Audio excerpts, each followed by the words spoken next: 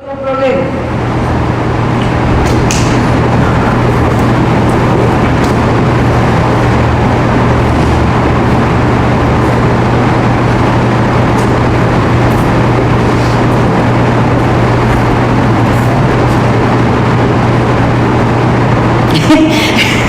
No se miren así. Es que es lo que ustedes manejan. Sí, la probabilidad. Solo aquí estamos viendo cómo lo vamos a meter en un esquema. Porque ahí resultó algo interesante. Y digo, bueno, voy a hacer este ejercicio porque resulta bien interesante que ustedes desde su posición mejoren inclusive la función de lo que hacen. Porque entienden cuál es la problemática general a la que se enfrentan. Ya hay que ver el 2. No solamente ver los árboles, ¿verdad? Porque de eso hablábamos, ¿verdad?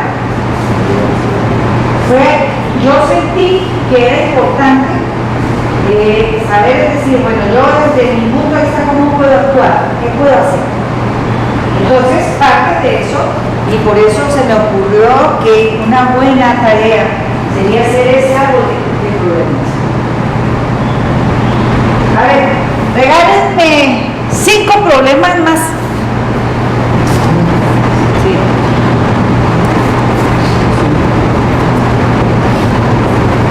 Desde el punto de vista biológico, por ejemplo, ¿qué problemas podemos tener en los ciudadanos?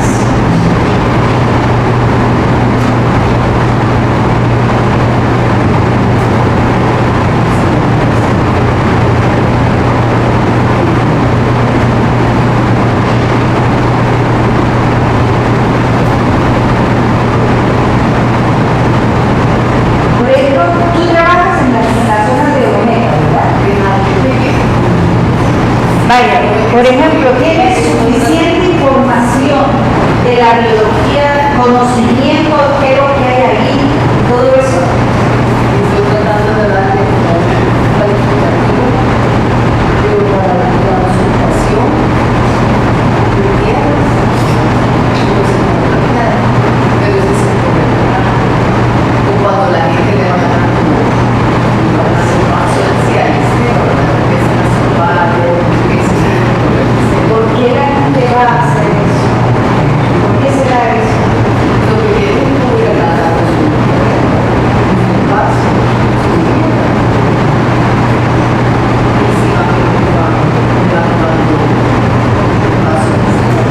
y eso es moderado, es continuo, es alto, es un alto nivel de ocupación de tierras.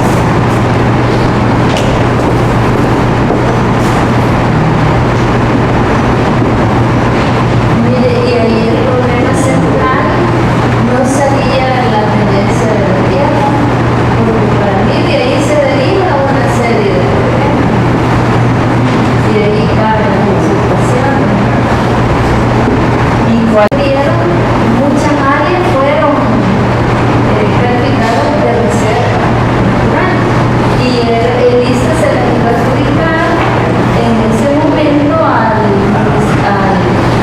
la Dirección de Recursos Naturales que existía en el INPR, pero nunca se hizo la transferencia legal y las tierras quedaron ahí abandonadas. Entonces la gente, cuando vino la explosión mayor de la guerra, la gente presionaba de zonas de origen y encontraba los terrenos activos y ahí se iban a posicionar. Entonces ese es un problema histórico que traemos. Pero ¿cómo se hizo la reforma agraria? Bueno, la reforma agraria se dio, en primer lugar, fue una medida política. Va, a eso es lo que yo quería. Fue una medida política. No fue ¿Cómo se hizo la reforma agraria en Taiwán? Es un modelo bien interesante. ¿Por qué?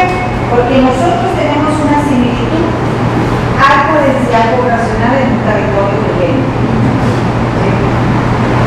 ¿Cuál fue lo que hizo Taiwán? Destruyó todo cuáles eran las zonas que deberían de ser de aprovechamiento agrícola, cuáles eran las zonas que deberían de conservarse, cuáles eran las zonas que deberían de ser utilizadas para la organización turística. Se planificó en base al potencial del territorio, no se tomó por decisión política.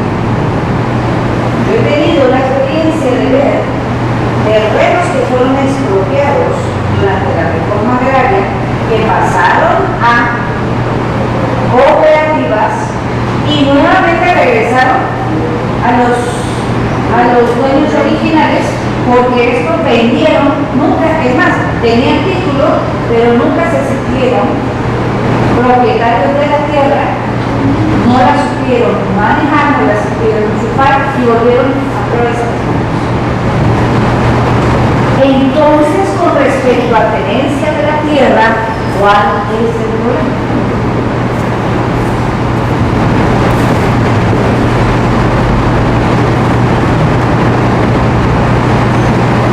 El principal problema para mí es el escaso acceso a la tierra. ¿Por qué se da el deterioro del suelo, la contaminación y todo eso? Porque como la gente no es dueña de esa parcela, entonces ella no le interesa hacer una obra de conservación, ni mucho menos, porque no sabe si solamente este año va a poder cultivar, a lo mejor el otro año ya no se va a poder cultivar. Lo vamos a colocar y vamos a ver algo interesante cuando se construye el árbol. ¿Qué más problemas? Sobrepoblación de crecimiento zonas.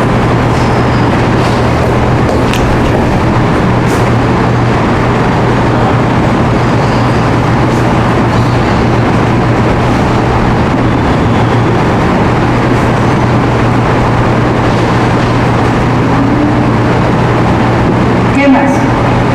La pobreza, porque la gente, la gente que vive en esa zona tala los bosques, hace una extracción de las especies sin ninguna consideración, porque ella lo único que ve es a solventar su problema económico en ese momento. ¿Y cuál es el problema?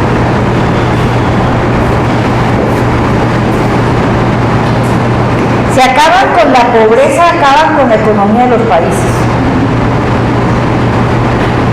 Si vamos a ver desde el punto de vista económico, parece mentira, pero sí es así. En economía, el objetivo no es acabar con la pobreza, sino generar espacios para que las personas tengan oportunidades de salir de la pobreza. Porque si no, la economía se estanca.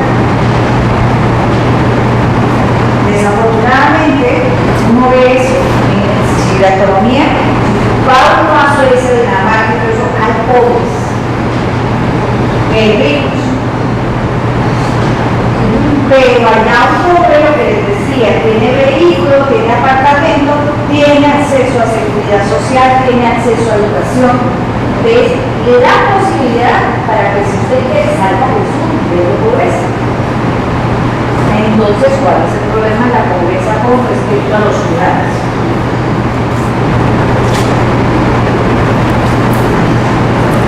Por eso, vamos a ver nosotros cuando hablemos de biología de la conservación, equipos multidisciplinarios. ¿Por qué? Porque el problema ambiental es multidimensional.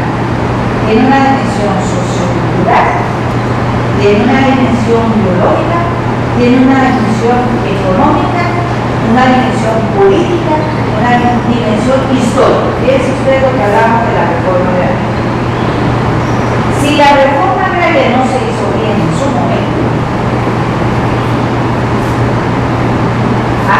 proponer la propuesta pudiese ser una nueva reforma agraria, pero ¿bajo qué condiciones hacemos esa nueva reforma agraria? Hoy ya tenemos muchas herramientas por las cuales los decisores políticos tengan evidencias científicas para la toma de decisiones políticas idóneas. Porque en última siempre las decisiones son políticas. Pero ahí es donde nosotros como técnicos debemos de generar la suficiente evidencia para que el ministro no vaya a perder la mano. Porque una decisión política puede generar desastres y lo tenemos. Bueno, y con la- Sí me van llevando la idea, ¿sí? Y solo paréntesis, con la agarrante de la reforma agraria, solo por decir uno, se ejecutó la primera fase y la tercera, y la segunda que la semana que Y seguimos. no hubo Claro. una decisión política. Ajá. Vale. Bien. Ahora, veamos la jerarquía de problemas. Vayamos a la jerarquía de Porque la problemas. normativa. Ah, vaya. ¿Cuál es el problema de la normativa? La falta de efectividad en el cumplimiento. Va inadecuado uso del suelo. Pongámoslo como problema principal. Vamos a ver si es el problema principal.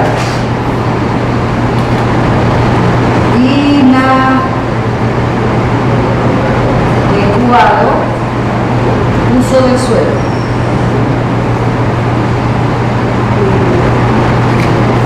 ¿Cuál sería cuando se va a jerarquizar aquí a este nivel?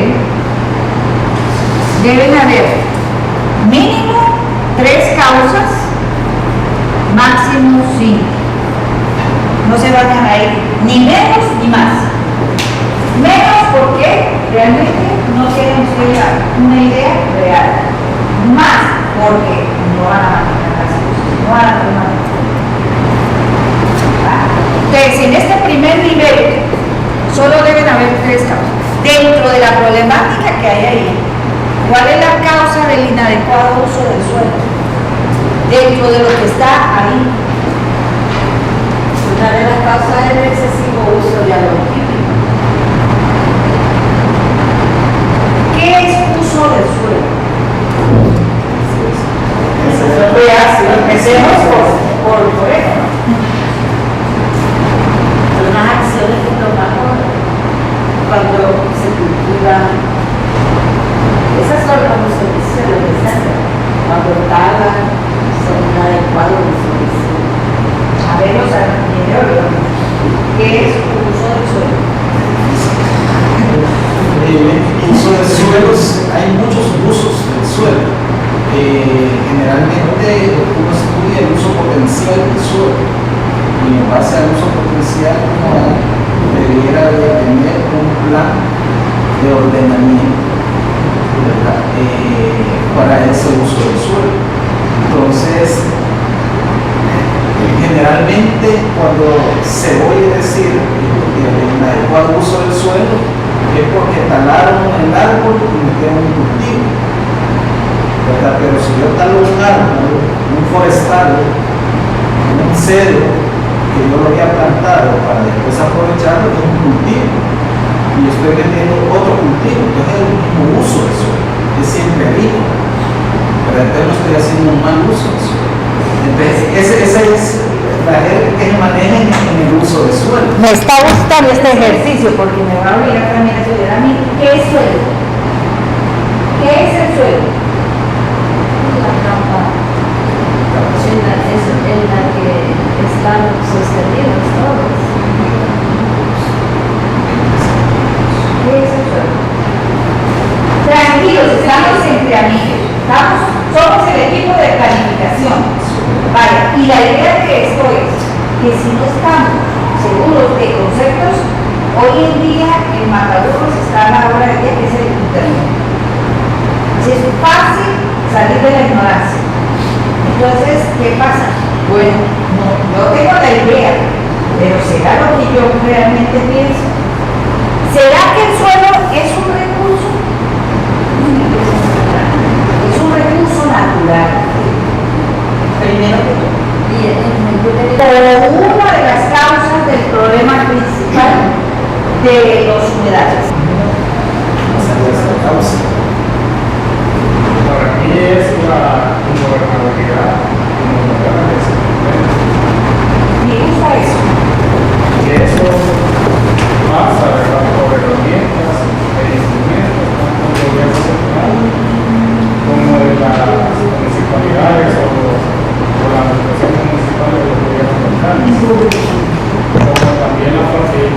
gobernabilidad, ¿cómo la calificas? Eso pasa desde la presencia del mensajero de la ejecución del Estado. Eso pasa, ¿verdad? Porque hay instrumentos en proceso participativos. Esas son las causas. No quiero estar en la causa, quiero que me califique como la ingobernabilidad. Eso. Es alta. Alta ingobernabilidad. ¿Sí? La ingobernabilidad per se no es el problema, porque la ingobernabilidad es falta de gobernabilidad. Pero cuando yo lo veo como problema, tiene que haber hay un grado de gobernabilidad. Hay un grado de gobernabilidad. Entonces, ¿es deficiencia o es inexistencia?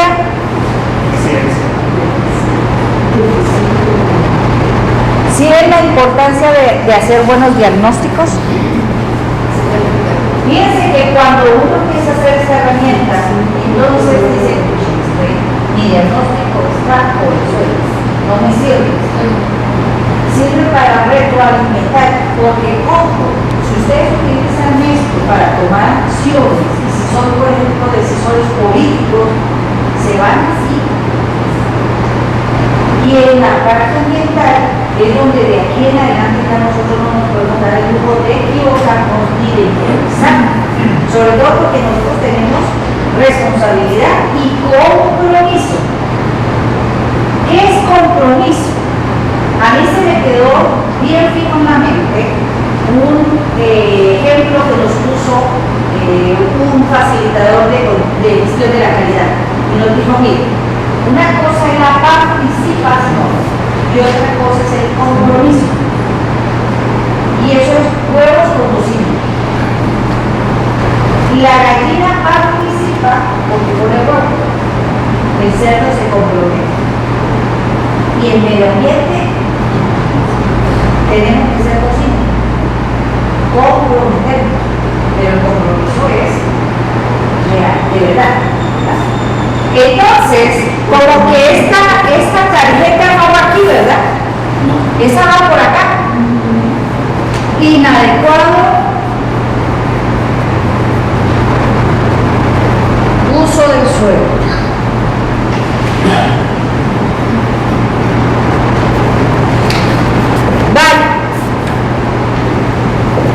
Que entonces, ¿cuál es el problema de los humedales?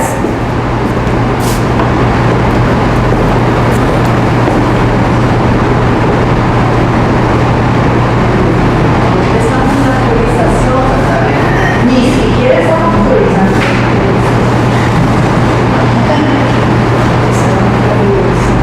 Ay, la verdad.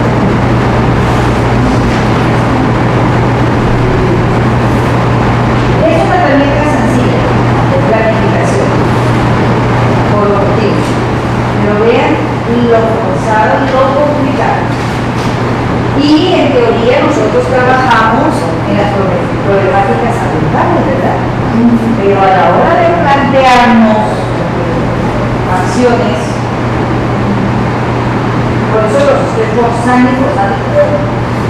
Pero ¿Qué? algo que también me genera otro problema es de que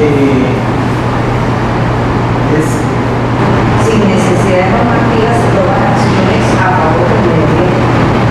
Sería lo ideal. Pero, por ejemplo, cuando dice uno que las empresas, y ahí es donde se está la realidad, está la ley que obliga a las empresas a manejar los desechos y hacen todas las acciones y cumplieron la ley. Pero cuando uno evalúa, por ejemplo, nosotros hicimos una investigación de cómo manejan las empresas aquí la gestión ambiental, empresas, a hacer acciones para mejorar las condiciones por su responsabilidad con el medio ambiente. La primera es la exigencia de la comunidad, el castigo de la comunidad. Entonces, ¿qué sucede? Hay algo que se llama vigilancia vigilancia tecnológica e inteligencia competitiva que manejan las empresas que son competitivas. Entonces, ¿qué es lo que pasó recientemente con Starbucks? Starbucks perdió litigó una demanda que está obligada a colocar en los vasos que esa bebida que usted está bebiendo, para la redundancia, contiene acrilamidas. Las acrilamidas se producen al freír los alimentos, al tostar los alimentos, que es ese sabor acaramelado. Si se pasa de sobre tostado, ¿qué que le gusta el chicharrón? O la carne bien tostada, bien quemada, esas acrilamidas son cancerígenas. Ahora bien, no es que por comer papas fritas entonces usted desarrolle cáncer, sino que usted está evaluando riesgo. Si usted se expone y no es susceptible, pues no hay problema. Pero si usted se expone y tiene factor de riesgo de desarrollar cáncer, por lo tanto tiene derecho a ser informado. Bueno, pues alguien lo demandó y ganó la demanda. Entonces ahora tienen que poner, usted está, lo mismo que el cigarrillo. Si usted consume este producto, sepa que tiene riesgo de darle cáncer de boca, cáncer de esófago, cáncer de pulmón, etcétera, etcétera, etcétera. Entonces, para ellos la imagen corporativa es fundamental, de que sus productos sean aceptados por la sociedad. La ley está por ahí. Eso ya lo dan por hecho de que tienen que cumplir la legislación ambiental.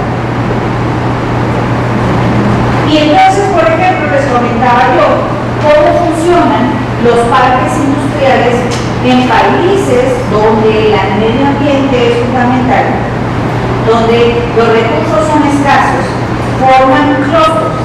¿Qué significa? Eso viene de una palabra de comportamiento de los genes en las células, en el núcleo. Una empresa produce aceite.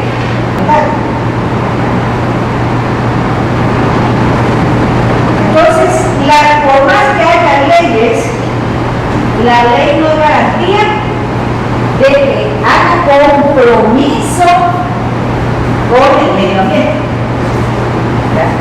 Eso solamente cuando a las empresas les dan donde más les duele, que es en la parte económica. Entonces, hay grupos de comunidades, políticos, vigilantes. Entonces empiezan las alarmas. No compren tal cosa porque contiene no sé qué, porque está botando, porque el empaque no es degradable. Entonces, ¿qué hace la empresa? Como él está vigilando su mercado, toma y ignora. Son empresas que también desarrollan la capacidad de innovación en función de que quieren llevar su producto en la mejor condición posible. Exacto. En la gestión y desarrollo del producto, la empresa es responsable desde el uso de cómo obtiene la materia prima hasta que don Pedro, doña Marta, hace uso del desecho. Que si tenemos problemas por la contaminación, por muchos envases de plástico, en parte es por responsabilidad empresarial y en parte por la responsabilidad nuestra. Es compartida. ¿Por qué? Porque la empresa, sabiendo que efectivamente es un problema del plástico, entonces tiene que optar por cambiar el tipo de empaque, sabiendo sobre todo que las personas no tienen cuidado en reciclar o en reutilizar esos envases. Y entonces, ¿cuál es el problema principal de los humedales? ¿Puedes poner otra? Pues de la pura es correcto, no lo podemos decir. ¿Por qué? Porque estamos en el análisis. Pero suena más general de lo que tenemos aquí y podría ser. Después podríamos decir, no, lo cambiamos. y así sucesivamente hasta llegar a satisfacción de todo el equipo. Estábamos hablando que nuestra gente ha perdido mucha credibilidad en la institución. Entonces, si hay algún problema, y de verdad, muchas veces denuncia, pero que emocionalmente al final se cansa y ya no. Entonces, eso viene relacionado un poco a la falta de organización territorial. Porque si realmente hubiera un fortalecimiento organizativo, la gente empezara más, demandara más y se les escuchara. Entonces, quizás uno de los problemas es como la deficiente parte.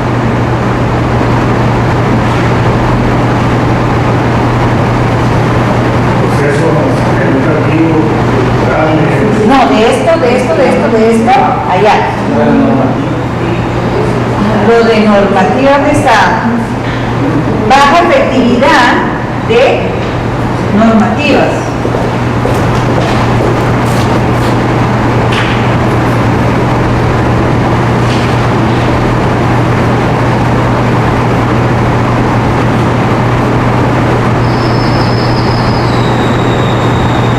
¿Qué otra? Valdría la pena colocar otra ahí. Recuerden que tienen hasta 5.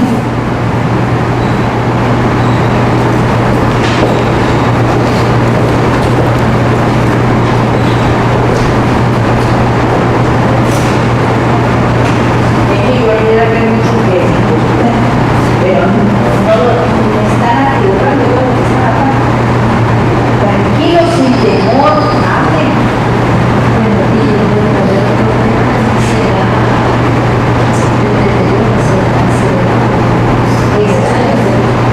Eso. Ahí puede caber como causa de inconformidad. A ver, ¿qué otra? Es el primer nivel de causa ahí.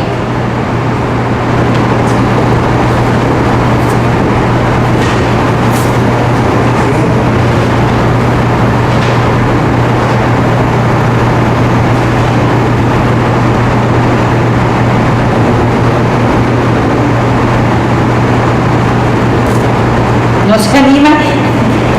Equivóquense, por favor. Hay que equivocarse. La idea es retroalimentar todo esto. Fíjense que solo hemos puesto una, inadecuado uso del suelo. Desechos sólidos. Ajá. Inadecuada disposición de desechos sólidos es un efecto. El incontrolada tasa de vegetación es un efecto.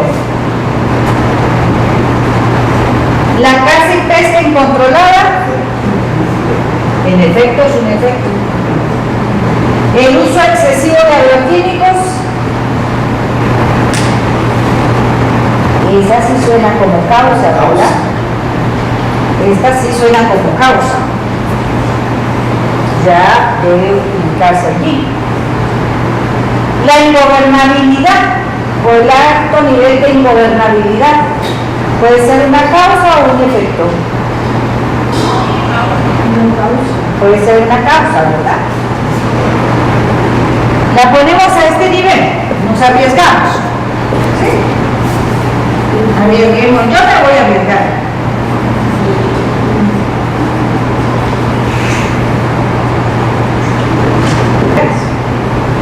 Porque en un país como el nuestro, pequeño, con alta densidad poblacional, los conflictos ambientales están a la orden del día. ¿Cierto? Entonces, tengo que garantizar que los sistemas o los ecosistemas tengan capacidad de resiliencia. Tengo que desarrollar capacidad de mitigar o compensar. Entonces estaría hablando de gobernabilidad. Pero también tiene que asegurar que la gente tiene una calidad de vida. Todo esto está orientado al bienestar. Fíjate que ya no se habla de calidad de vida, se habla de bienestar. Dentro de esta, la nueva tendencia de lo que se viene evaluando biodiversidad, se va a bienestar. Y ayer veíamos precisamente cuáles son los indicativos de bienestar. Entonces, el alto nivel de usurpación de tierras, ¿causa o efecto? Es un efecto. La necesidad de los humedales es el efecto último de la suma de todos estos efectos. Se lleva a cabo. ¿Por qué? Por esta causa, por esta causa, por esta causa, por esta causa. Imagínense si actuamos sobre los efectos. ¿Se acuerdan del iceberg? Esta es la parte sumergida del iceberg.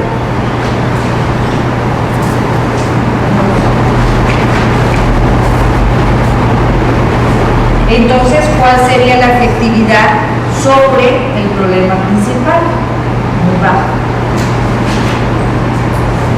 ¿Sí? ¿Por qué? Porque donde yo debo actuar es aquí. Ahora yo tengo que desglosar estos niveles aquí más, mucho más, porque lo más seguro voy a actuar por acá. Y muchas veces en una sola cosa, en una. Y uno dice, chica, qué tan insignificante. Pero como es un árbol de problemas, causa-efecto, si yo mejoro la situación aquí, esta mejora la situación de algo arriba y así sucesivamente hasta llegar acá. Por eso nunca se preocupen por esto, por el problema principal, pero sepan cuál es el problema principal, porque no lo van a resolver. Lo que generamos nosotros son aportes para mejorar la situación problema. ¿Sí? Inclusive, viéndolo así, la gestión sostenible de los humedales puede ser una causa principal. Sigue sin ser el problema primario, lo que hace que realmente se tenga una degradación. Pero vean ustedes cómo el cambio de hábitat viene a ser casi que uno de los impulsores de la pérdida de la biodiversidad en los humedales. Entonces esto nos permite a nosotros en cierta forma ver cuáles de los impulsores son de los que tienen mayor relevancia y se le trae la población porque, como ustedes van a ver, al trabajar los servicios ecosistémicos de un humedal, pueden escoger cualquiera. Esto les va a servir a ustedes para calificar y establecer realmente que estos son los factores que están afectando este humedal en específico. Este documento es muy bonito precisamente porque muestra en todos los ecosistemas habidos y por haber en la Tierra la evaluación de esos factores críticos que están influenciando y que tienen que ver directamente con la pérdida de la diversidad biológica. Ahora vamos a hablar de un aspecto importantísimo, porque como nosotros también estamos orientados a medir, en un momento dado tenemos que medir, calificar, entonces se han generado áreas de conocimiento aplicadas a la biodiversidad, de su conservación, como es la biología de la conservación.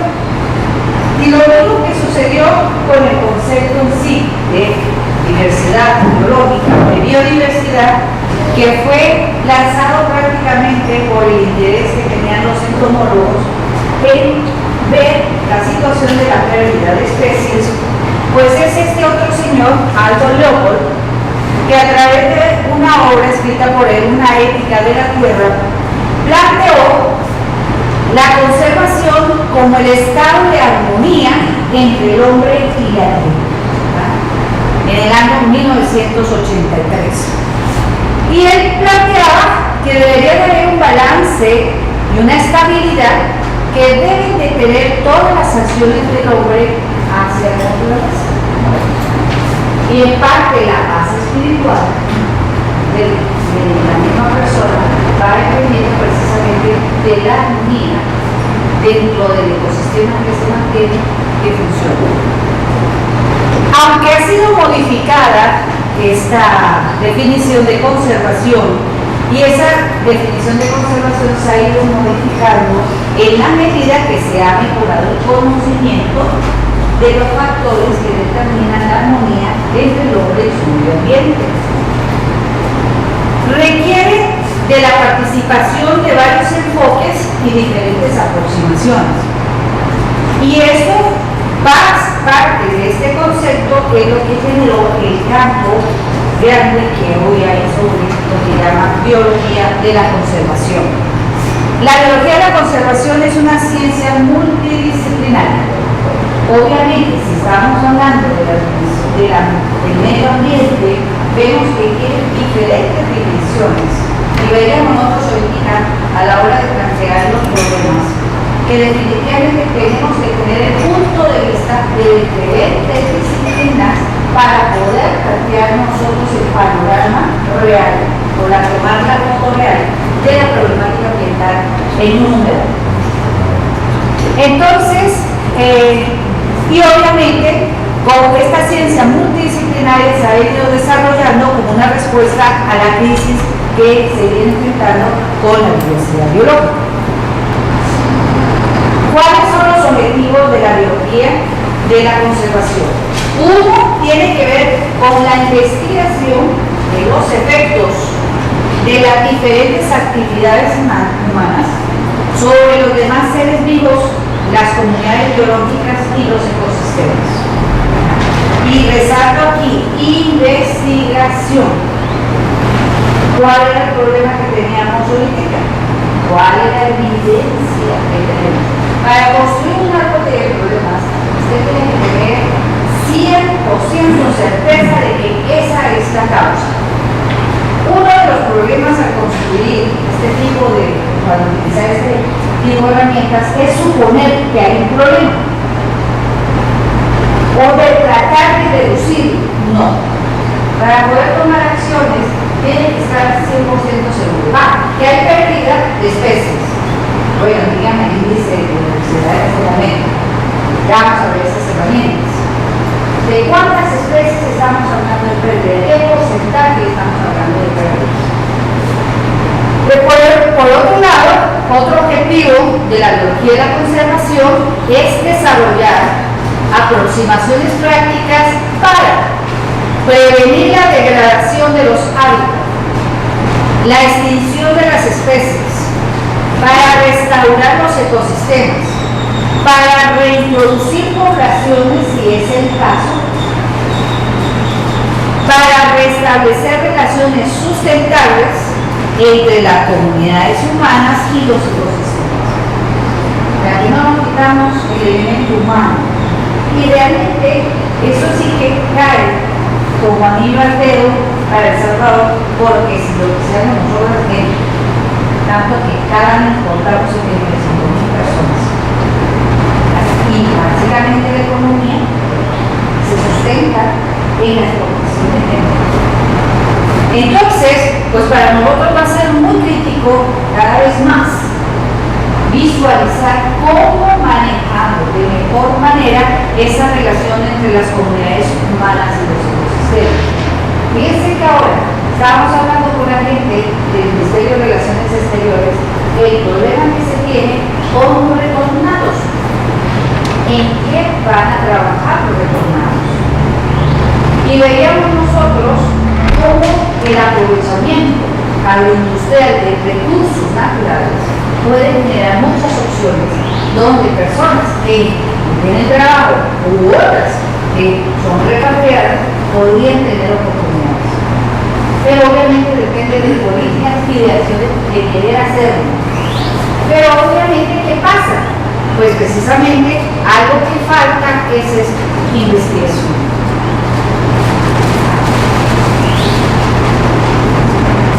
¿Qué disciplinas son fundamentales en la biología de la conservación?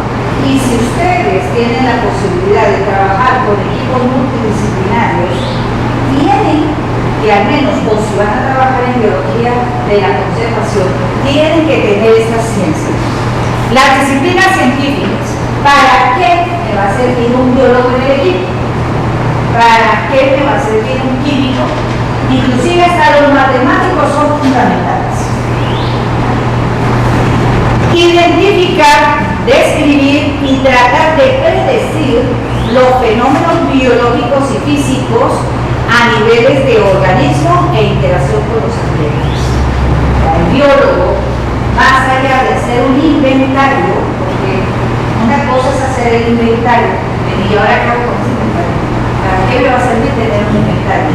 Vamos a ver más adelante que hay documentos que tienen relevancia legal y hay documentos que no tienen relevancia legal.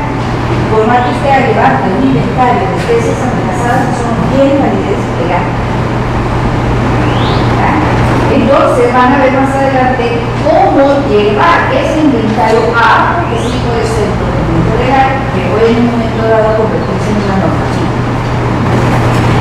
Las disciplinas prácticas que tienen que ver con el manejo de organismos, poblaciones y ambientes con diferentes fines predeterminados.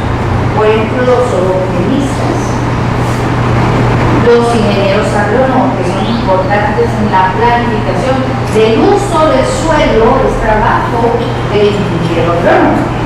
¿Cómo lo va a planificar?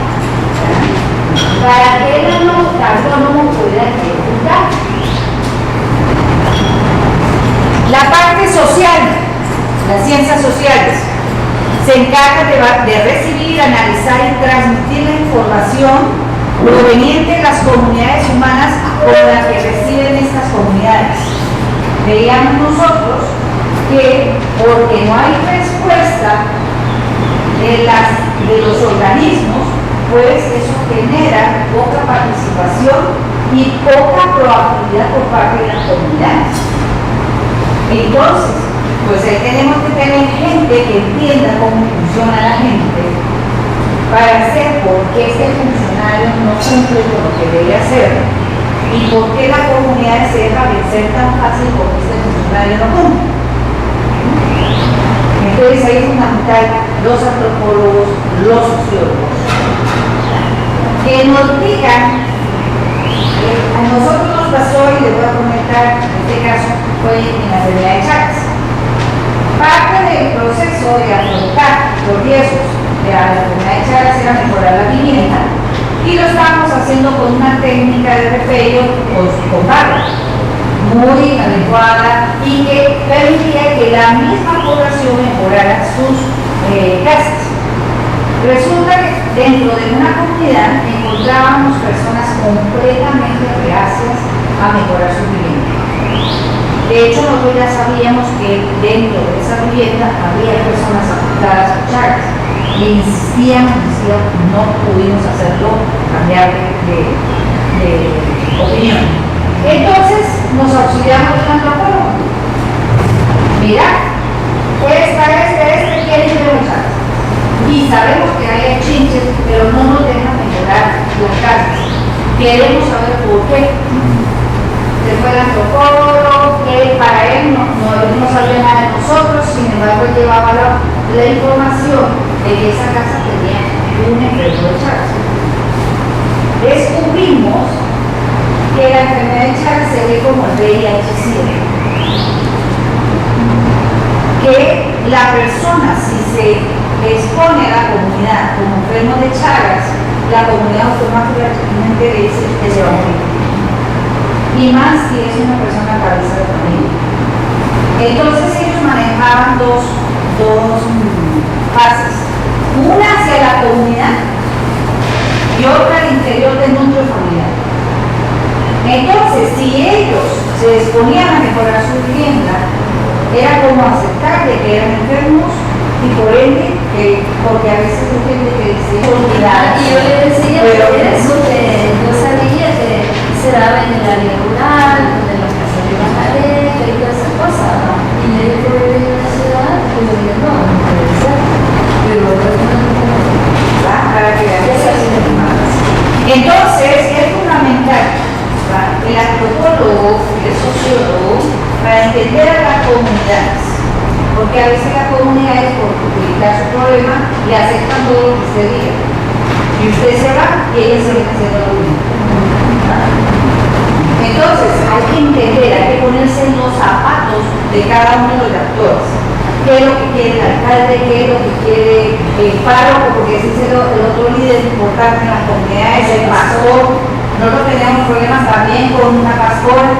Entonces, nos tocaba hacer con el antropólogo para poder en contar la estrategia porque nuestro objetivo era ser refractario de las viviendas. Entonces, una de las cosas es que cualquier propuesta o estrategia de conservación biológica que carezca de la participación de alguna de estas disciplinas difícilmente podrá tener éxito. ¿Qué significa? Solitos no pueden hacer Nada.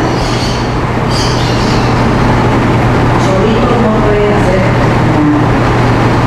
Entonces, realmente el abordaje multidisciplinario es fundamental. Piensen, por ejemplo, ustedes aquí, desde las ciencias naturales, ¿qué necesitan saber ustedes para conservar un recurso? Necesitan saber genética, evolución, ecología, fisiología, biología, biogeografía, matemática aplicada, geología, química y estadística.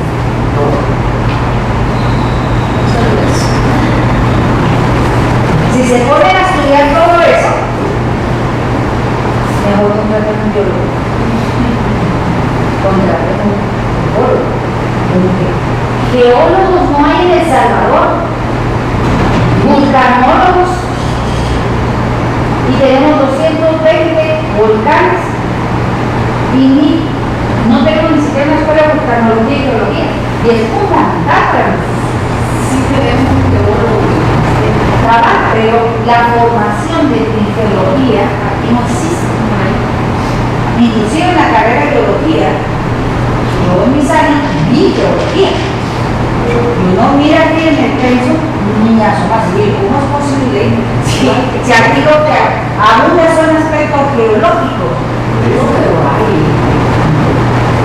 hay geólogos formados en otros países, pero no hay, y ese es un reclamo que se hace en la universidad. Hay un grupo de investigación en vulcanología. Señores, necesitamos generar la carrera de geología. Y ahí está, grande. Vale, por el lado de las ciencias sociales, economía, etnografía y etnología, sociología, derecho, filosofía política.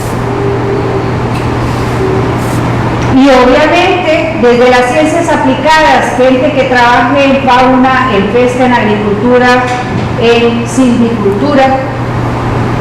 Entonces, realmente necesitamos tener equipos multidisciplinarios. Entonces, parte de solventar los problemas, de construir ese árbol de problemas, es porque llevo yo a mi humedal y empiezo a evaluar qué necesito aquí. Necesito un sociólogo, necesito otra cosa. El primer trabajo que uno tiene que hacer es qué saberes son los que necesito, con quién me voy a apoyar, para poder desarrollar una estrategia lo más acertada posible. No perfecta, porque ustedes bien, solo voy a aportar a mejorar. La perfección no existe más cuando usted está trabajando con seres vivos. Y con estos cambios, por el clima, por migraciones antropogénicas, etcétera, pues obviamente usted siempre va a ser una dinámica. Entonces, también esa es la otra. Los equipos multidisciplinarios no se pueden casar con una sola estrategia. Tienen que tener esa capacidad, como dicen, tienen que tener pensamiento libre. ¿Ya? Y a esa es la diferencia entre un ecologista y un ecólogo. ¿Ya? La cosa no es amarrarme al árbol para que no lo tumben, sino cómo pienso yo racionalmente conservar ese recurso que tengo una utilidad, más en una situación como la nuestra. Entonces, dentro de la biología de conservación, hay un elemento importantísimo que es la especie. ¿Qué es la especie? Y para hablar de especie tenemos que hablar de dos ciencias que son importantes. Y ustedes básicamente van a ver el nombre y el apellido. Pero aquí para que sepan de dónde viene ese nombre y ese apellido. La ciencia de la taxonomía es el conjunto de técnicas y procedimientos para ordenar y agrupar a los seres vivos en grupos afines por lo que se conoce como taxones. La taxonomía se ayuda de la sistemática. La sistemática se encarga de agrupar a los seres vivos de acuerdo a semejanzas, diferencias, relaciones evolutivas. Y eso es lo que nos permite a nosotros tener la clasificación taxonómica de una especie, dentro de qué grupo está. Entonces, por eso, ustedes habrán oído hablar de los reinos, los filums, las clases, el orden, las familias y la especie. O sea que la especie miren dónde está, pero ella está dentro de un gran conjunto que precisamente por sus características se van a ir agrupando.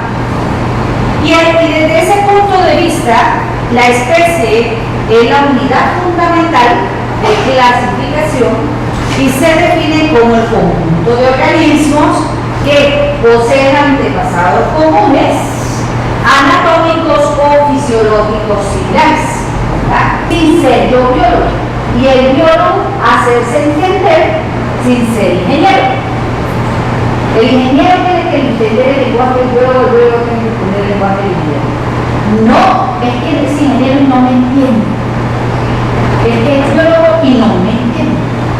Es que es matemático y él anda en su nube. No, aquí no.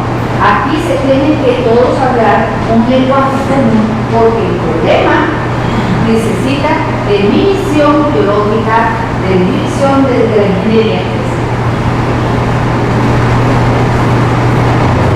La especie entonces se convierte en la medida básica de la biología y en el centro de las investigaciones. El número de especies puede contarse en cualquier lugar donde se pueda tomar muestras. Y a eso entonces le conocemos como riqueza de especies, que puede ser una medida posible de la biodiversidad, mas no la única. Y a su vez también una base de comparación en personas. Y lo que hablábamos ayer, una cosa es la diversidad de especies, otra cosa es el número de especies, otra es la riqueza entre especies, o lo que hablábamos, veíamos nosotros la subespecialización de la especie y constituir los complejos genéticos, porque la misma presión de los cambios que ocurren en los ecosistemas está generando estas subespecializaciones de las especies.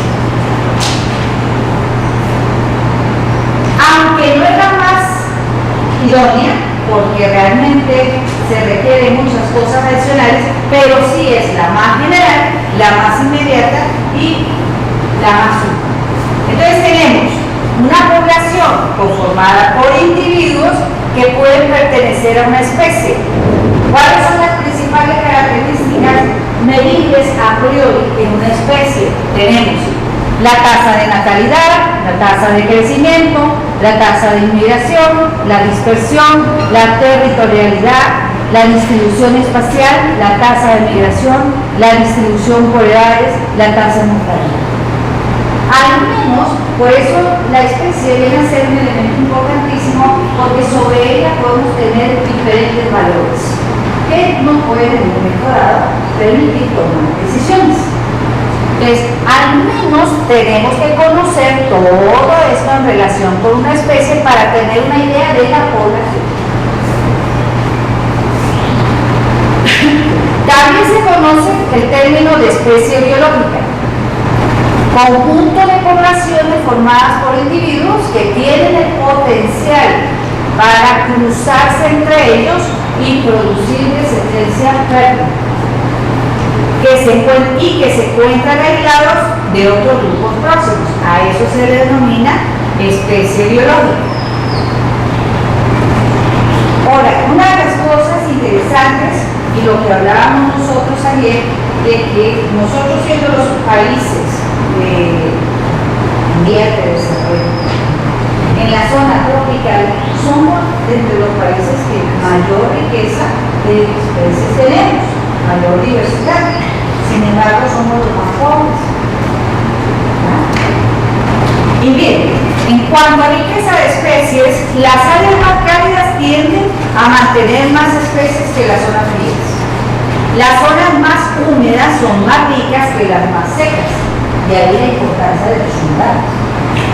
Las zonas con menores variaciones estacionales son más ricas que aquellas con estaciones muy marcadas.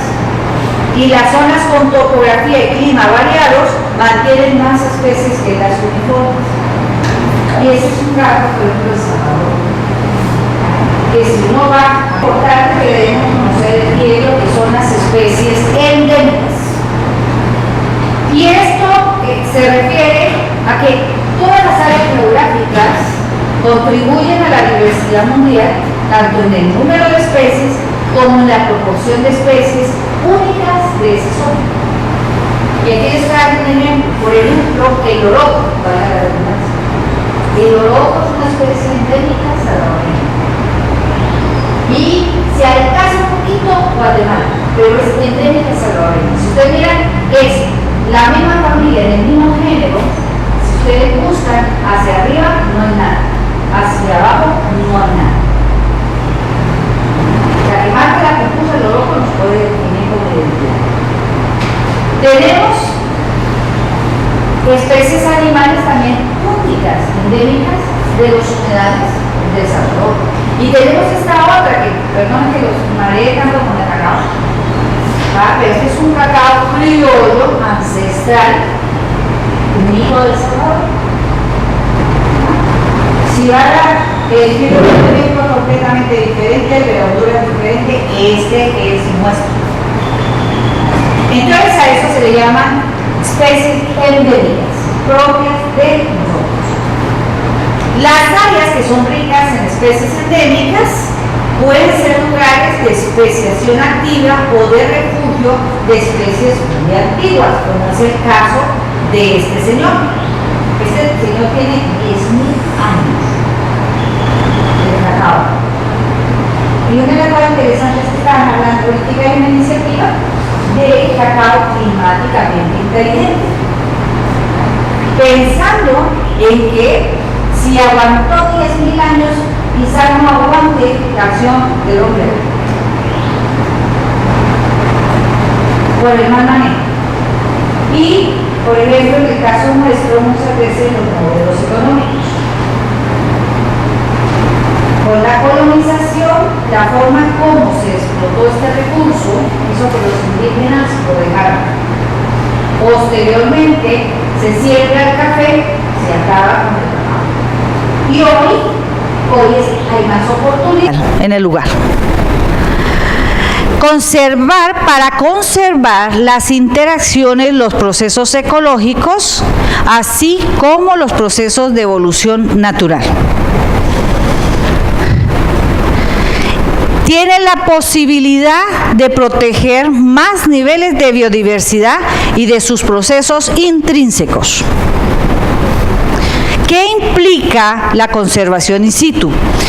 Elaborar catálogo de especies, libros rojos, convenios de elaboración de convenios, y esto ya sean convenios nacionales o convenios internacionales, aquí entre organismos nacionales y aquí entre entidades a nivel internacional, designación de redes de espacios protegidos y obviamente su gestión. ¿Cuáles son las ventajas? Obviamente se asegura que se puedan conservar las especies y los procesos ecológicos que conlleven su proceso natural de desarrollo. Los gastos de mantenimiento son menores. La conservación de aspectos sociales relacionados con esa biodiversidad se restringe solamente a lo que tradicionalmente se ha hecho. La variación genética se mantiene, ya sea con o sin fines económicos, y esto es lo que conocemos como áreas naturales protegidas. Entonces, esta es una estrategia de conservación in situ. Puede ser un área, puede ser una finca, puede ser un relicto, pero lo ideal es que no se toque, para mantener los procesos naturales. Tenemos la conservación ex situ, la que está fuera de. Y el objetivo principal es conservar ya sea individuos o genes de especies que en la naturaleza se encuentran en situación crítica. Desafortunadamente la conservación en cita es cara y muy compleja de ejecutar, porque obviamente al aislar la especie de su medio natural, es muy complicado, es muy difícil poder mantenerla en las condiciones obvias. Solo es recomendada como un apoyo adicional. Y aquí encontramos los jardines botánicos, los zoológicos. A nivel de genes encontramos los bancos de semillas, las colecciones de cultivo de tejidos, germoplasma y criopreservación. Esto es quizás de lo último que se viene trabajando a través de la micropropagación in vitro, la conservación ya sea de callos o la conservación de embriones. Callos en este caso con capacidad embriogénica y embriones con capacidad de producir plántulas. Es lo que se viene trabajando en cuanto a la criopreservación. Pero obviamente esto requiere desarrollo de biotecnología. Entonces, esta conservación in situ tiene que ser muy específica para qué especies realmente nosotros queremos conservar. Por ejemplo, el cacao ahorita está entrando dentro de esta conservación. ¿Por qué? Porque debido a la proliferación de ciertas variedades comerciales se están perdiendo ciertas variedades criollas que tienen un alto valor económico y genético, que pueden aportar a la diversidad genética de la especie. Entonces se utilizan ese tipo de estrategias. ¿Cuáles son los instrumentos en los cuales se apoya la conservación in situ? Entonces dijimos, ya hemos mencionado, las listas, los libros rojos y catálogos de especies amenazadas, los convenios de protección de especies, las redes de espacios protegidos, que pueden ser internacionales, por ejemplo, el caso Ramsar. En el caso, por ejemplo, de la Comunidad Europea, la red Natura, CEPA. Pueden ser a nivel nacional, lo que es la red de parques nacionales. Pueden ser a nivel regionales, que son las redes que, por ejemplo, el Corredor Biológico Mesoamericano es una de ellas para nosotros. O sencillamente pueden ser locales, por ejemplo, regímenes de protección del suelo, que eso ya te interviene a nivel municipal, o lo ideal a nivel de comisión intersectorial dentro del municipio. ¿Qué es un libro rojo o atlas de especies amenazadas?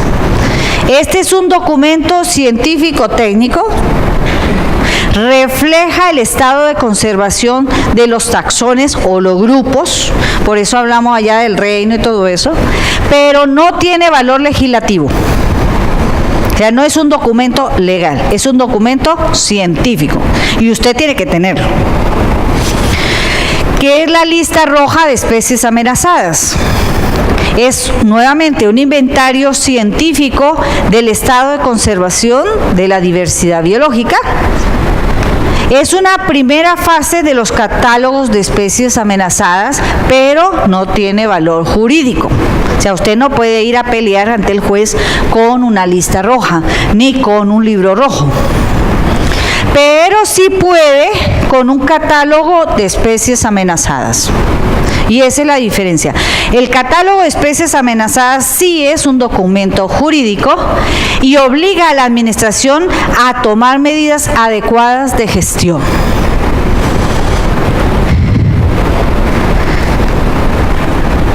Bueno, aquí ustedes me ayudan porque es muy pequeñito pero aquí plantea qué es el contenido, lo que debe incluir este catálogo y necesariamente que tiene que ser registrado públicamente y es un documento de carácter administrativo.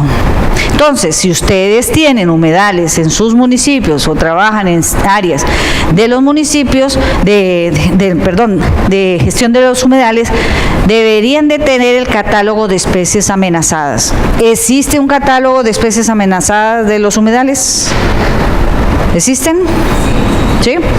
Vale. ¿Los han consultado? ¿Por qué?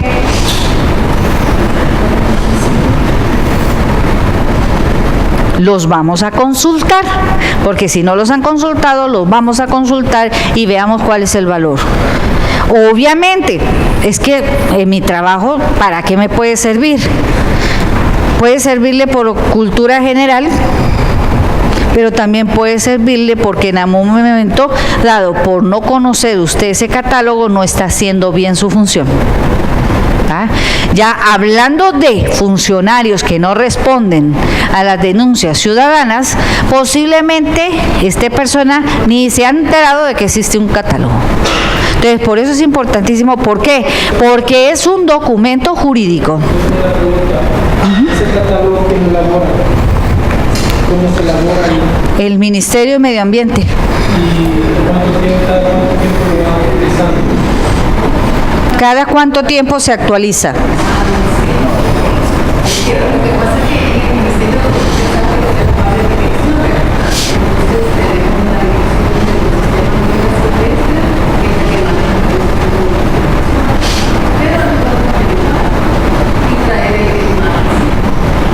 ¿Cada cuánto se está sacando la actualización de la Estrategia Nacional de Biodiversidad?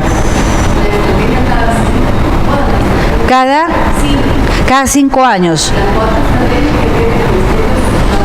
Sí, paralelamente debería entonces, porque la Estrategia Nacional de Biodiversidad se establece en función precisamente de esto.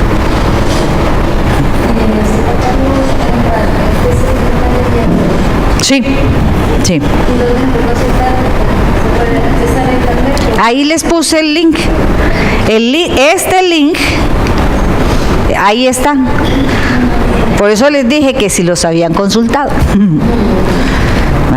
Entonces, si no, vamos a consultarlos y parte de la tarea tienen que consultar. La tarea está orientada a que consulten todo lo que existe, porque uno no puede decir que no existe hasta que no ha consultado y no ha hecho búsqueda. Y muchas veces lo que nos hace falta es saber hacer búsquedas, ¿verdad? Pero sí, y una de las cosas que sí que es realmente muy eficiente es el sistema de información que tiene el Ministerio de Medio Ambiente. Y por eso yo regaño a medio mundo, a los productores y todo eso, porque tenemos muy buena información, tanto del clima como de información en cuanto al mantenimiento de los ecosistemas, diagnósticos de los ecosistemas. Pero no se lee la información, pero sí está. Ahora, nosotros sí tenemos la responsabilidad de conocerla. A mí me interesa bastante, digamos, conocer, saber dónde están, digamos, primero lo que son las especies amenazadas, lo que se va poniendo en los libros rojos o en la lista roja, y a la misma vez puedes ver los lugares donde se encuentra a nivel nacional, porque eso nos está dando líneas para ir viendo dónde están yendo las personas que están cometiendo algún delito penal. Entonces, por eso me llama la atención el documento, entrar a ese link y ver qué información contiene, ¿verdad? Quizás hoy tiene algunos nombres o datos, pero tal vez haya otra entidad o institución que esté trabajando en un mapeo o ubicación de estas especies que están amenazadas.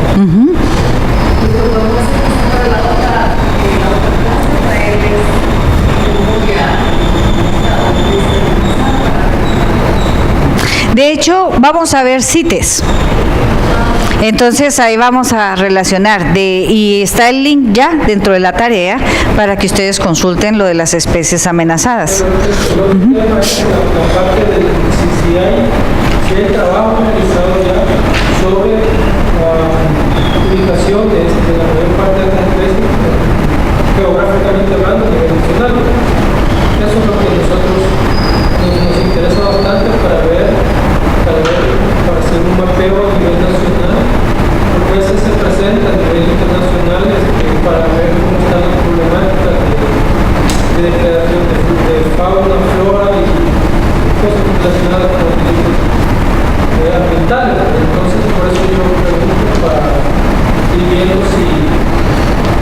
ya hay equipos que han trabajado sobre la ubicación de esta empresa. Bueno, realmente hay que revisar el catálogo. Me parece interesantísimo tu punto de vista, porque debería de existir mapas.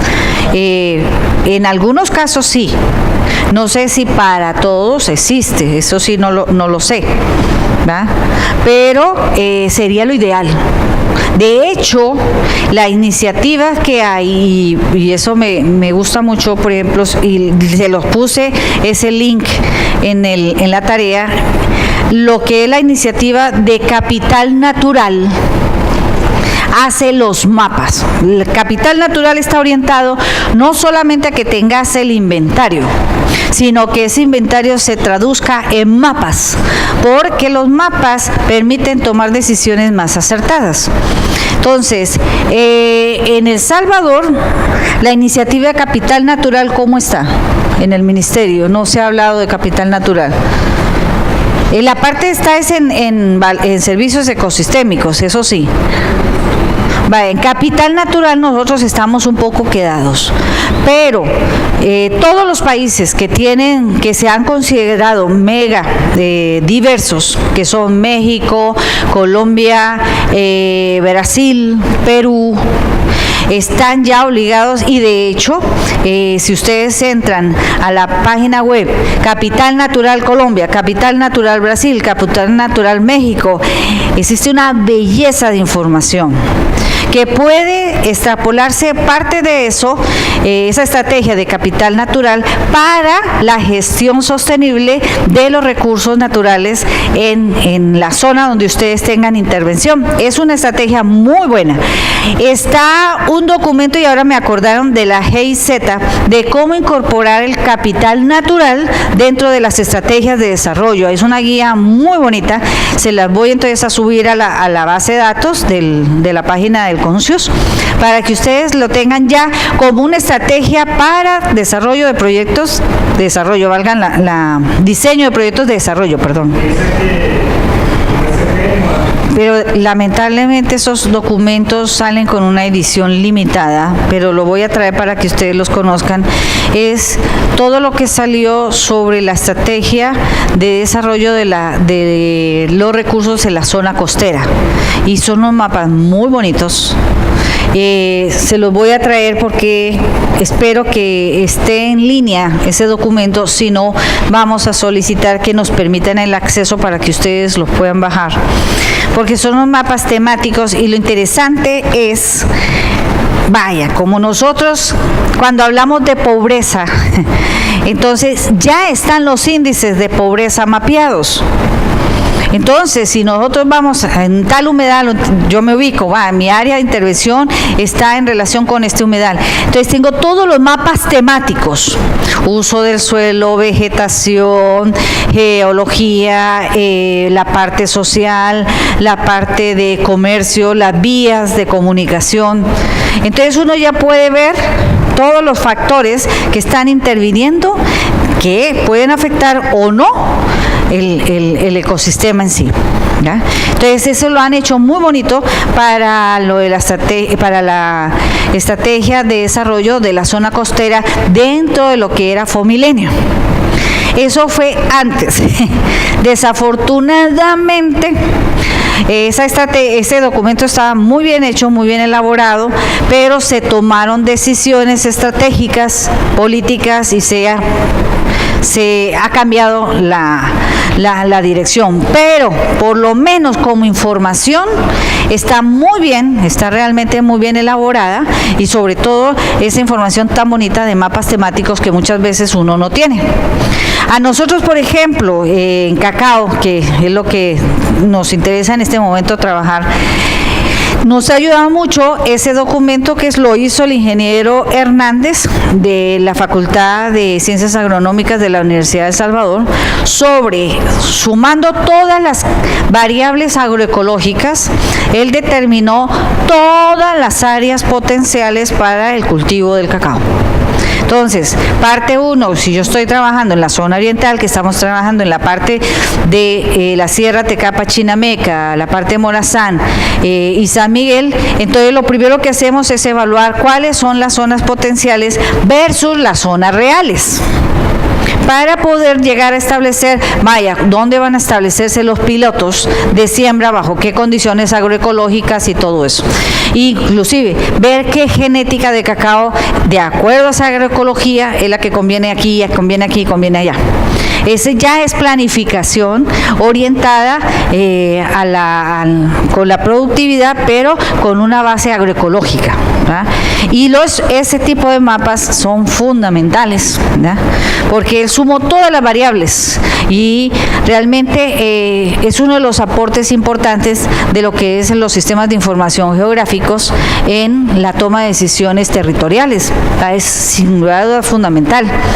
Hay una maestría muy bonita que es la maestría de desarrollo sostenible, donde ellos trabajan mucho eso ahí en la Facultad de Ciencias Agronómicas, para el que le interese. Entonces, vamos a ver entonces con más detalle, porque como en lo de CITES vamos a tener que ver todo eso, entrar a la página web de CITES, qué posibilidad es que todos tengamos computadora el próximo viernes. Traen todo su computadora, porque entonces así vamos a empezar. Lo que no hemos hecho, aunque sea por curiosidad, nos vamos a meter, ¿va? Es decir, veamos qué es lo que hay en el Ministerio de Medio Ambiente que es relevante, o que si no es relevante para mi quehacer de oficio, por lo menos yo sé que esa información está ahí, por cultura general, por concepto, manejar toda esa información es fundamental a la hora de mejorar y ser más eficientes en nuestro trabajo, y saber que están ahí en algún momento dado, o otro que sí le corresponde, oiga, pero mire la información, ahí están los índices, están tal cosa, ¿ok? Bueno, entonces, ¿cuáles son los convenios y tratados internacionales en relación con la conservación? Hay 3 niveles. Lo que se conoce como convenciones globales. Estos tienen un enfoque multidisciplinario que incluye las interrelaciones del ser humano con su ambiente. Un ejemplo de esas convenciones globales es el Convenio sobre la Diversidad Biológica, ¿verdad? O sea, es multidisciplinario. Luego tenemos el otro nivel, que son las convenciones generales o ecosistémicas. Estas están enfocadas en la conservación de los ecosistemas particulares a lo largo del mundo. El ejemplo es la Convención de Ramsar sobre los humedales, ¿ya? Y luego tenemos las convenciones específicas. Su finalidad es emprender acciones correctivas o preventivas en diferentes áreas ambientales problemáticas. El ejemplo es la Convención CITES, ¿verdad?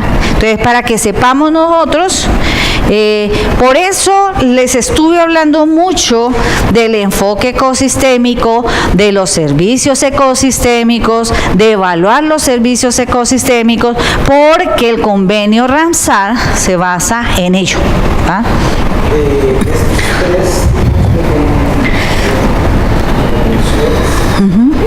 Son firmados y ratificados por los países.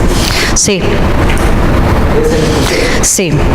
Y en todos está El Salvador. De actualización o de suscripción. Sí, hay reuniones periódicas donde se actualizan los acuerdos, donde se evalúan los avances en cada país.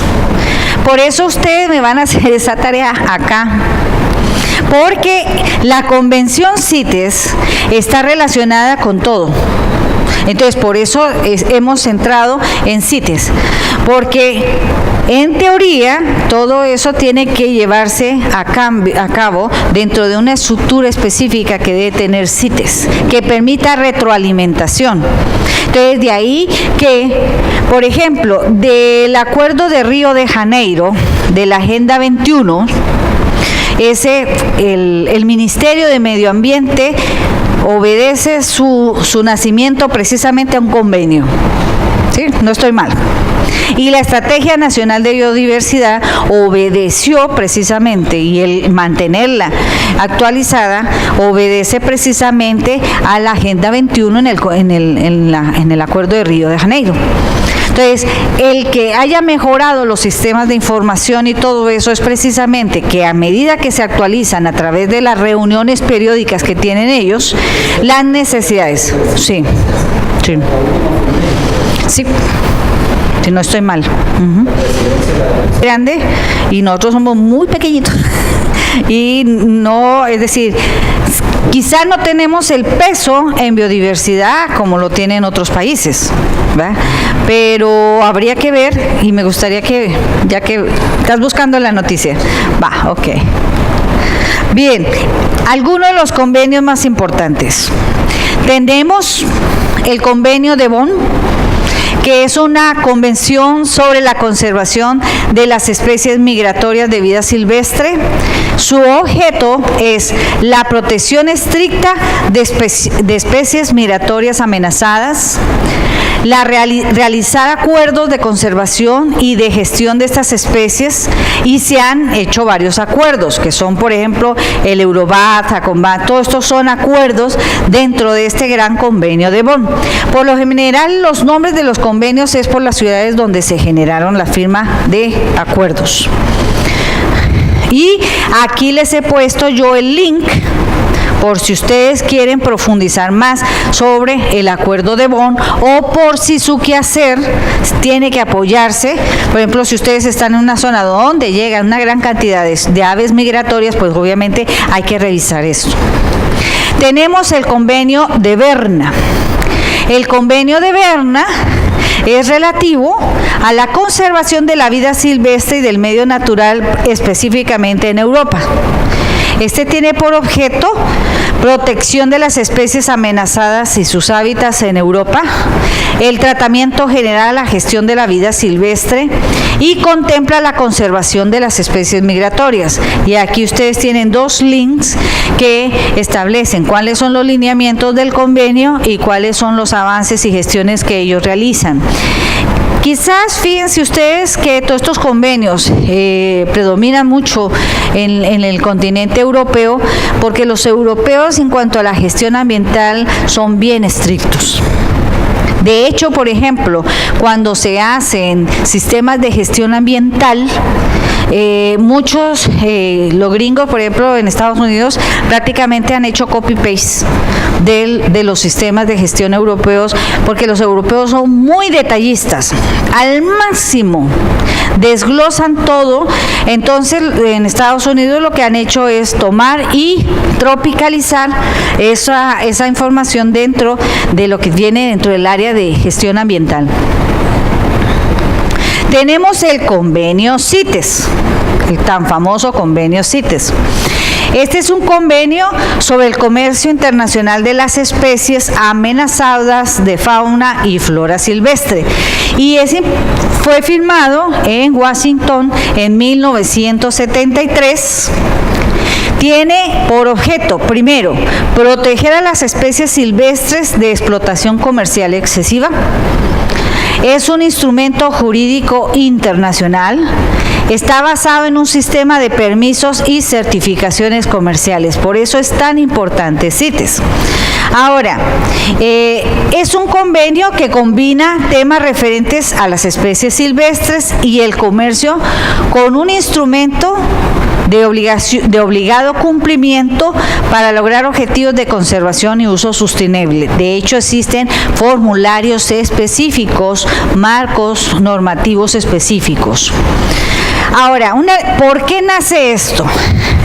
Porque las principales zonas de exportación somos nosotros, la América del Sur, América Central, África y Asia, porque somos países que albergamos una gran biodiversidad. Ahora, las principales zonas de importación son América del Norte, Europa y Asia Oriental. Y las principales zonas de importación y exportación, Asia, África Austral, Oceanía, Oriente Medio y Europa del Este. Entonces, ¿qué nos dice? Que definitivamente el comercio en torno a la biodiversidad es un elemento importantísimo desde el punto de vista económico y global. Entonces, de ahí la relevancia del convenio de CITES. Y de ahí que vamos a ver que el CITES tiene toda una organización, todo un esquema interesante. También existe, fuera que existen los convenios y los tratados, las asociaciones con convenios dentro de CITES. Y es así que, por ejemplo, CITES colabora con el convenio sobre la diversidad biológica, con el convenio de Basilea, con Ramsar, con la Convención sobre especies migratorias, con la Interpol.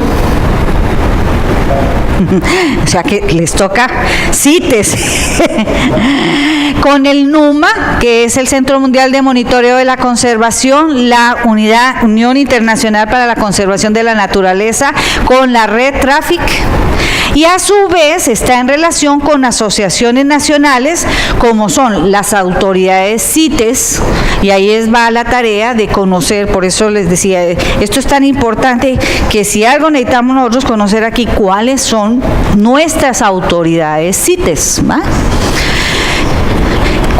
Con las aduanas, con la policía, con la magistratura y con los sectores de recursos. Entonces, creo que aquí ustedes sí se sienten identificados plenamente, ¿verdad? Uy, como que me toca a mí.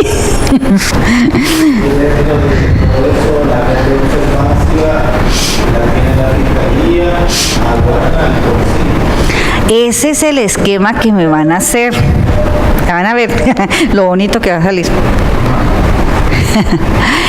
Ahora, otro convenio importantísimo es el convenio sobre la diversidad biológica, que es de un programa de las Naciones Unidas para el Medio Ambiente y tiene su sede en Montreal, Canadá.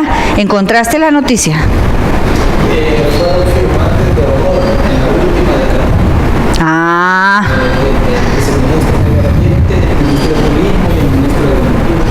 Vaya. ¿Pero dentro de qué?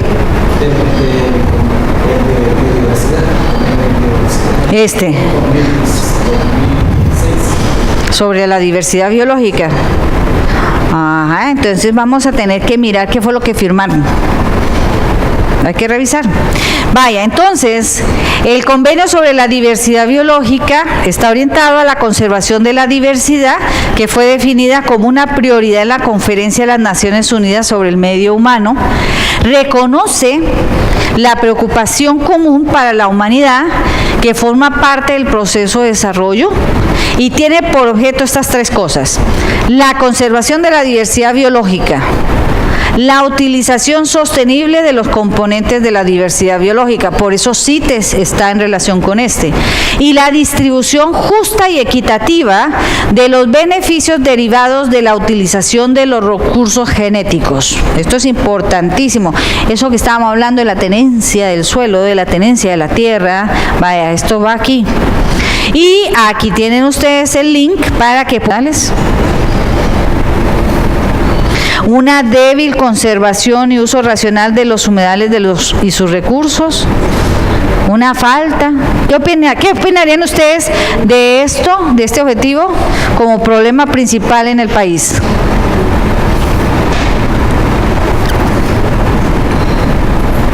¿Podría ser? A lo mejor, ¿quién sabe? Va. Pero de hecho es interesante porque pues es un objetivo, y si nosotros deberíamos de tenerlo también como un objetivo a conseguir. Vaya. ¿Qué son los humedales? Ah, no, sin leer. No se vale leer.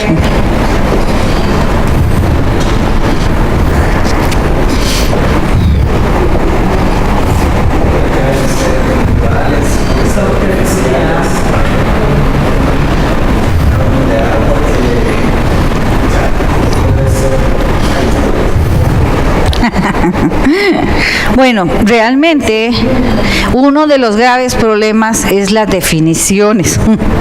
que Ah, no tienen sí. idea. Exacto, porque por ejemplo, cabal. Entonces, pero siempre se trata de buscar por lo menos, así como el convenio de diversidad biológica se llevó a una buena definición, de que todos los países entendieran esa definición, de que se manejara una definición general, independientemente si los ecólogos tienen una definición, si los biólogos tienen otra, eso es, independientemente del carácter técnico, siempre se tiene que manejar una definición que permita manejarla a nivel de toma de decisiones políticas, ¿verdad? Entonces, el sol estuviera resplandeciendo y nosotros íbamos, eran como las 6 de la mañana. Entonces dije yo, puchica, ¿cómo? Y ahora me voy sumando y me voy preocupando porque si esta zona es una zona donde tiene nivel freático muy cercano y interconectado, y si hay un manejo tan inadecuado de agroquímicos, Doy un poquito de información en cuanto a eso. sí, Nosotros como ministerio hemos trabajado desde hace 8 años aproximadamente en la cuenca del Río Sucio. ajá, Por decirles algo, a ellos se hicieron por medio de una infracción de análisis sobre el agua de los diferentes pozos al entorno en aquella época cuando la récord pues definitivamente estaba en su peor momento, llamémosle así, donde no se tenían los estudios pertinentes. Se hicieron alrededor de 1000 fracciones de muestreo de agua a nivel de pozo en toda la zona del Valle de Zapotlán, abarcando toda la parte agrícola también a lo que consistía el perímetro. Y al final fue de que definitivamente no alcanzó a llegar lo que es la contaminación de plomo a esa zona. Por otra parte, les comento de que también con relación al diagnóstico, porque se ha hecho un diagnóstico bien minucioso de toda la cuenca del Río Sucio, prácticamente el Valle de Zapotlán, hay varios ríos, ¿verdad?, que llegan a la cuenca directa del río, en donde hay 800 hectáreas de terreno que no se pueden utilizar para siembra de cultivos utilizando las aguas del Río Sucio, ya que definitivamente están tan contaminadas que dificulta que los cultivos puedan desarrollarse. y Tanto, se ha hecho evaluación de qué contaminantes hay. sí, los tenemos. Ahí les vamos a traer más detalles en cuanto a eso. Y la gente pudiera no usar esa tecnología. Sí, lo que les quiero comentar es que el Ministerio de Agricultura tiene alrededor de 9 pozos, me parece que son bien industrializados para poder extraer agua y poder utilizarla en los lugares estos en donde definitivamente no puede utilizarse el sistema de río del Río Sucio porque definitivamente está alto contenido ya de materia orgánica principalmente. hay 14 pozos. Sí. Y hay 2 plantas que se va a hacer para el tratamiento del agua para meterla para arriba. Sí, porque yo quedé sorprendida. Yo no había entrado por la zona, como por el arreglo de la carretera, por el desvío de hoja amarilla es, flor amarilla. Pasa uno, atraviesa y yo dije, pero qué cantidad de tierra que hay, sí, y no sabía realmente. Pero si pasara el plan invierno va a haber contaminación, porque hay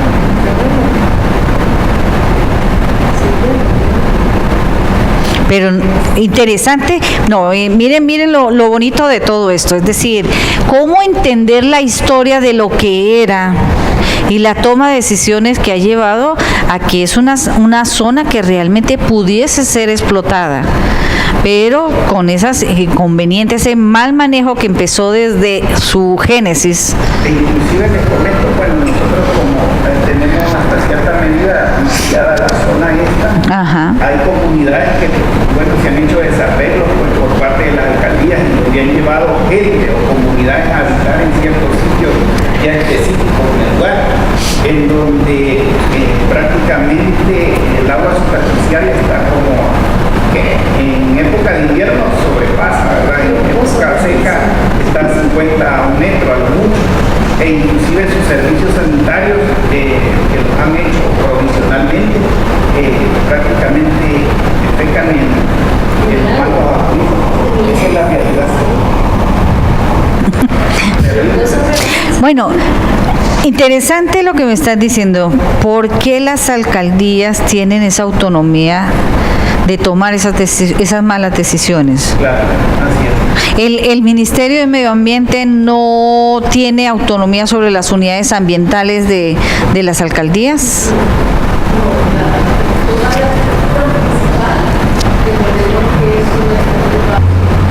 Sí, porque nosotros estábamos haciendo una investigación. Como está la contaminación, ahí mismo está la parte de la solución.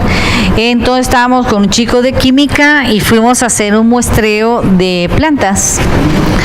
Y cuando menos estábamos ahí por uno de los cañaverales que quedan a la par de Baterías Récord, íbamos caminando con cámara, GPS, todo. Venía un grupo como de 8 y dijimos, aquí quedamos, hasta aquí quedamos.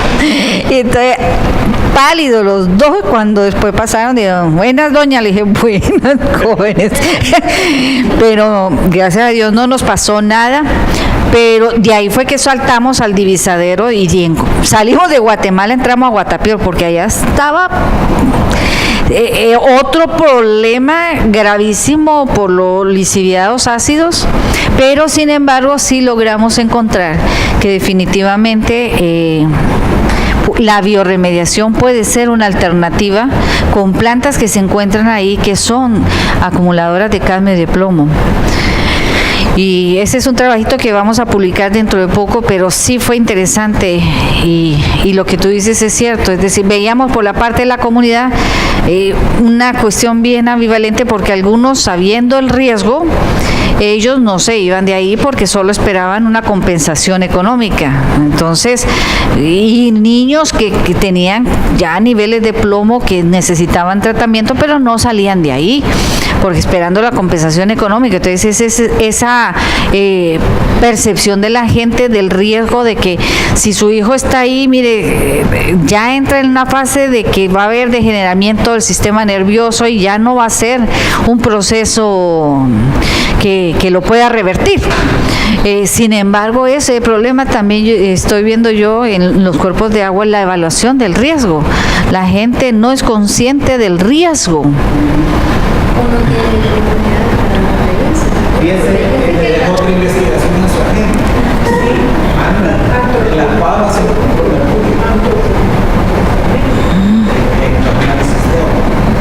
pero subieron a apoyo en Las Pavas. Aquí.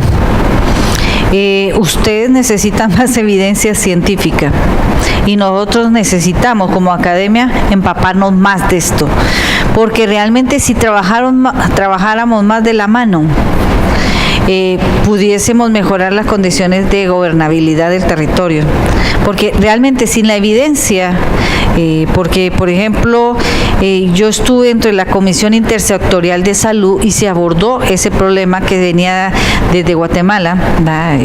Lo mismo tiene Torola con Honduras, que ya el Torola, las aguas del Torola aquí ya llegan súper contaminadas por la decisión unilateral de estos países por la explotación minera. Y como la explotación del oro no tenemos vetas de oro, sino que el oro está combinado en forma de sales de plomo y de cadmio. Entonces, al utilizar el mercurio es precisamente para romper esas sales. Entonces veíamos nosotros, por ejemplo, en la zona del divisadero, que un problema generado por la manera como se les quitó la licencia de exploración y explotación a las empresas y como se dejaron los sitios mineros. El otro, la influencia que viene de Honduras y Guatemala, y el otro, la minería artesanal, que nosotros se nos ponían yo alcancé a entrar al túnel de aquí hasta allá y me devolví porque eso le da a uno claustrofobia meterse en esos túneles, pero ahí meten a los niños Los niños se meten en una debilidad muy grande. Y al auditar, pues tiene que ir la parte punitiva, es decir, si usted no está cumpliendo, tengamos el valor de castigar, porque eso es lo que es efectivo. Eso no se puede hacer en la Comunidad Europea, eso no se puede hacer inclusive en Estados Unidos o en Canadá, aunque hay casos, ¿verdad? No hay excepción. Pero por ejemplo en la Comunidad Europea sí son bien estrictos en eso, hay castigo, y un castigo económico fuerte. Porque si no es así, las empresas entonces no le apuntan. No sé cómo estará, pero hace unos años estaba lo que era el Consejo Nacional de Producción Más Limpia. En el ministerio no acogió esto de la producción más limpia, porque estaba en la ASI, Ujú. Es que ese es el problema. Ajá. Sí. Y lo interesante... Y eso no podría ser solo para un periodo determinado. Es continuo. Bueno, pero es que también es los mismos modelos. Hay proceso de desindustrialización. Entonces pareciera que no hay necesidad de tener este tipo de instancias de producción. Pues no hay industrias, pero hay empresas que no necesariamente siendo industrias contaminan, ¿verdad? Hay diferentes tipos de contaminación. Entonces tiene que ser algo permanente. Está también el Consejo Empresarial de Desarrollo Sostenible, que inclusive es otro compromiso adquirido en la Agenda 21 de Río de Janeiro. Pero ahí es que Consejo Empresarial de Desarrollo Sostenible. Entonces, estas instancias son instancias que pueden mejorar realmente el compromiso de las empresas hacia el medio ambiente. Pero todavía son instancias muy débiles, son instancias muy de carácter voluntario, de que como que me someto voluntariamente. Fíjense que lo que dice el compañero, no solo los ministerios, ¿verdad?, que tenemos nuestras deficiencias, pero también están los gobiernos locales, ¿verdad?, las alcaldías municipales que juegan un papel bien importante dentro de su territorio. Cabe mencionar que tenemos un problema severo de aguas residuales a nivel de todo el país, ya todos sabemos. Yo les pongo de ejemplo, les voy a decir con nombre y apellido, el municipio de Comasagua. La alcaldía se esforzó tanto por tratar de conseguir fondos europeos a unos intereses muy mínimos para poder tratar sus aguas a través de una planta de tratamiento. Hizo esfuerzos enormes la alcaldía esta para tratar la manera de resolver su problema y no así descargar a un cuerpo de sector a nivel de un río que está aledaño al lugar. Una vez que ya había conseguido los fondos europeos que se les había proporcionado el país de España, nos comentaba el compañero de la alcaldía que empezaron ya a inundar a nivel del municipio. El aspecto de pago por contaminar, del pago por la indiferencia ambiental. Y mucho de la historia del país siempre se ha brindado el paternalismo hacia la gente. Entonces, las comunidades quieren todo gratis. Y eso no hay gratis nada. Entonces, desafortunadamente, tener esa concepción de que todo es gratis y que no hay que pagar es mentira. Y en medio ambiente es más caro el no prevenir, el no evaluar el riesgo. Porque realmente, imagínate el caso de Zapotitán. Si fuéramos a recuperar esta zona, ¿cuánto nos va a costar? Un ojo en la cara.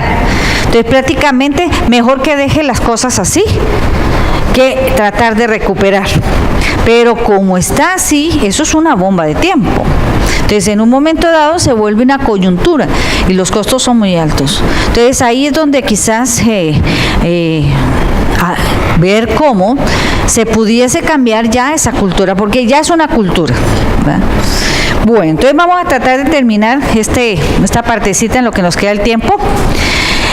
Como vemos, ¿cuáles son lo que nos proporcionan los humedales?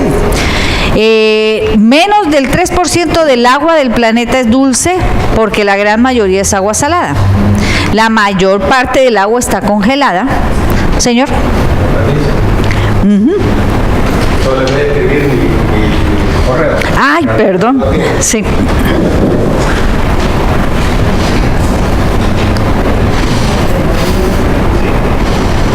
planeta es dulce.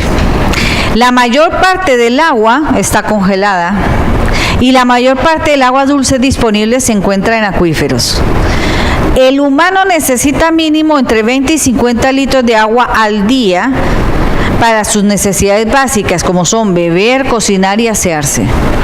Y casi 2.000 millones de personas en Asia y 380 millones de habitantes en la Unión Europea dependen de los acuíferos para su suministro de agua. Estos datos, ¿por qué estas dos, por qué la población de Asia? Bueno, obviamente en el continente asiático es donde está la mayor concentración de población del globo. Y con los modelos económicos que se han venido desarrollando, se están convirtiendo altamente demandantes de recursos naturales. ¿Ah? Los humedales ayudan a depurar y a rellenar los acuíferos de los que depende la humanidad. O sea, que aquí prácticamente ya estamos nosotros visualizando los servicios y también qué es lo que está afectando en los humedales en nuestro país.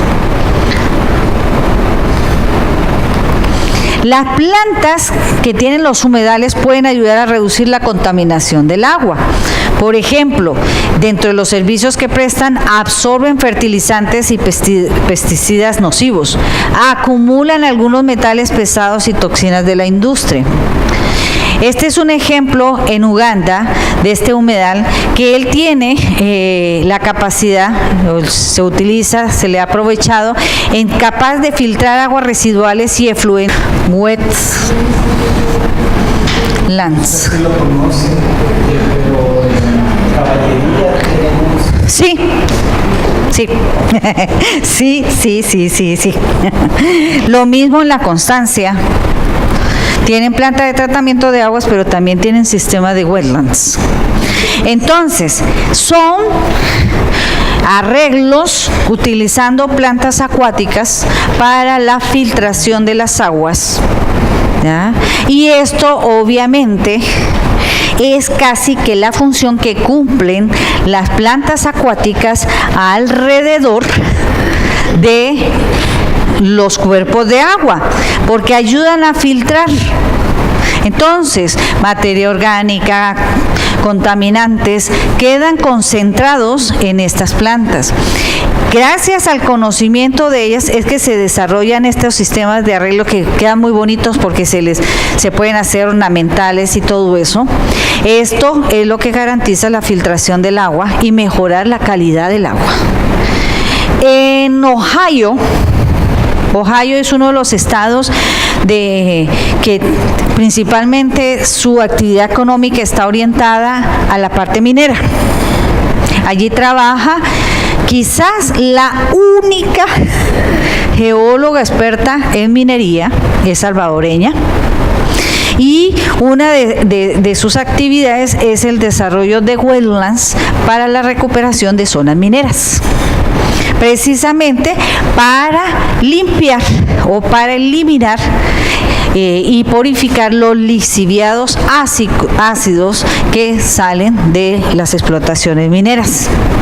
Entonces, todas estas plantas, el conocimiento de qué plantas y sus propiedades, ¿te acuerdan que hablábamos en los ecosistemas las funciones que cumplen cada una de las especies presentes?